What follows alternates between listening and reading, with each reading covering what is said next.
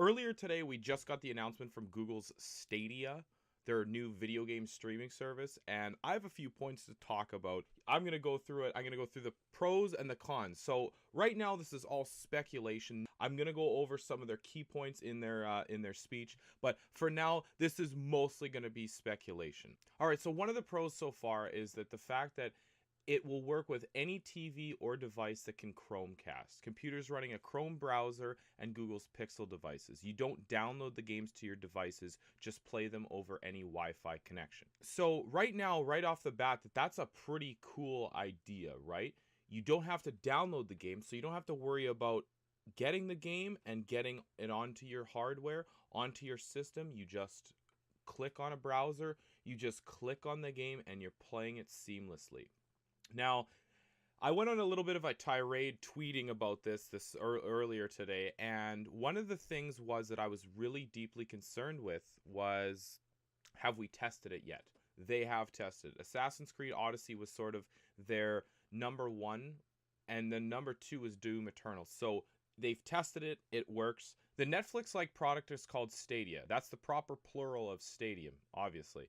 And it is expected to launch later this year with the big name titles including Assassin's Creed Odyssey, I just mentioned that, and special YouTube features even without a console. The way Google is going about this is that you can play any game that they have on their library or their service. We'll call it a service for now. The Google service of Stadia. You can play any game on any device with this controller. So it opens up the market to older generations who haven't played video games in a long time, that don't want to have to purchase an $8,000 computer or a $600 Xbox One or a $600 PlayStation 4 and then get a controller and then get the internet package and then worry about connecting it to the Ethernet cable and then going on the store. It eliminates that completely. You have a phone, get the controller, put your phone on Chromecast onto the TV, you are now playing the game. I have a theory that their Google Plus, this Google Plus would have turned into their chat service. That's what their plan was, but Google Plus obviously was just shut down. They didn't implement it right. You don't need to buy anything. We'll handle the video game and we'll send you the signal over the internet. This is a huge problem in my mind, and we'll get to that. You can ask the assistant questions like, hey Google, how do I beat this boss? And it will take you to a YouTube video with the answer. That is really cool. This part is very, very cool. I've always wanted some kind of voice command if you were alone playing a single player game alone, like Dark Souls. I'm terrible at Dark Souls. I can't even beat the third boss in that game. But with this controller, with the Stadia controller, it looks like that will be the way of the dinosaur. You'll immediately be taken to a YouTube video. However, there's a caveat to that, and we'll get to that too. Now, those are the positives. I've kind of went through the positives. Let's go over like bullet points. Everybody can play the game as long as you have a Google device. Number two, you don't need that strong of an internet connection to stream in 4K 60 frames per second, so they say.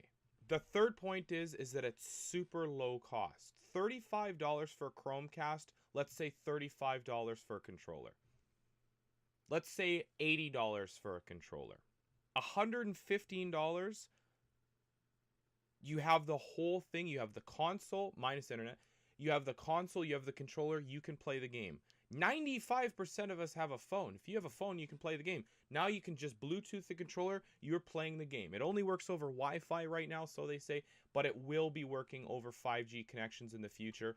So hopefully we don't get throttled with our internet usage, because that's going to be an issue. I'm telling you that right now. Every phone company is going to love Stadia because you'll go over your data usage. I guarantee you that there's going to be some kind of bundling there. Get this game free. Get this service for a month. No problem. Okay, so I've gone over the positives in my mind, what I see. Let's go with the negatives. Again, this is all going to be speculation. All of my points could be absolutely thrown out the window. In the comment section, tell me what you guys think. Please tell me if I'm absolutely wrong, if I'm absolutely right.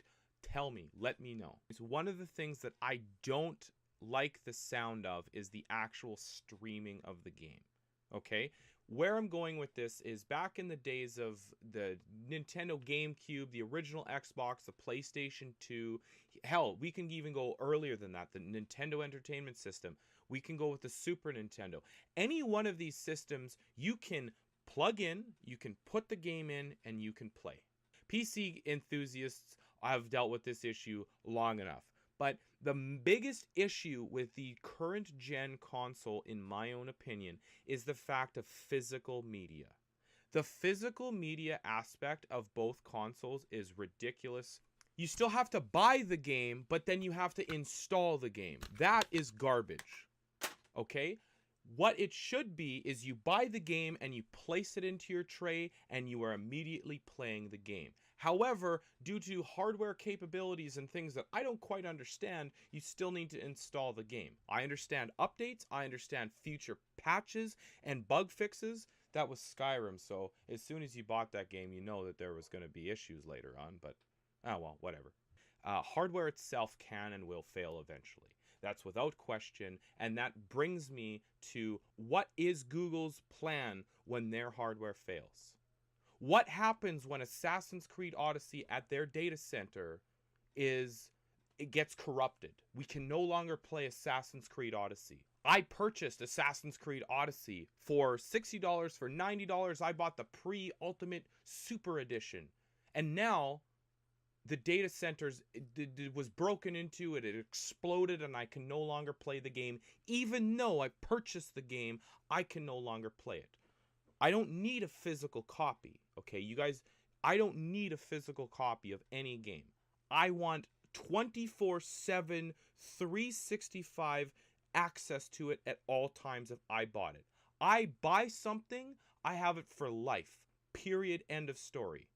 Unless it is a hardware issue where I break it and I must purchase a replacement. I'm talking when 65 million people go to access the same game all at the same time, and it doesn't work for me. It works for everybody else. It works for half of everybody else. I bought the game, but only half of the world gets to play it. That's a huge issue in my mind. That's number one. Number two is that we've already seen what free games are doing. I'm going to use the F word and the A word here. Fortnite and Apex. I'm sorry, it's been all over YouTube, it's been all over the internet. Every social media is right now talking about these two games and how they're going head to head to head to head. You know what? Both of them are free. So according to GameIndustry.biz, Fortnite earned more digital revenue than any other game in 2018. According to SuperData's latest report, Epic Games' all-conquering Battle Royale title earned $2.4 billion last year. $2.4 billion. To put that into perspective, guys, a million has 6 zeros and a billion has 8. To put that into perspective, guys, a million has 6 zeros and a billion has 9. A million seconds ago was 17 minutes. A billion seconds ago was almost 32 years ago. Not only is that an incredible amount of money, Epic Games plans on making future games in this line of thinking with microtransactions. What's stopping them from promoting only these free-to-play microtransaction hives of money-making, hot new title video games? And that seems to be where video games are going right now.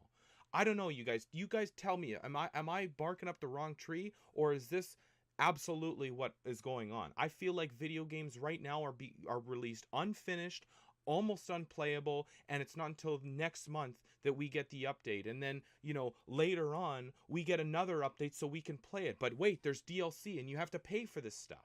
And it's great if you're playing the game long term.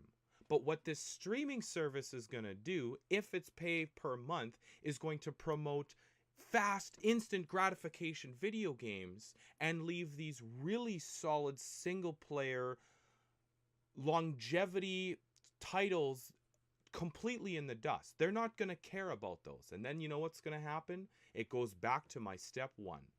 What happens when nobody's playing the game anymore?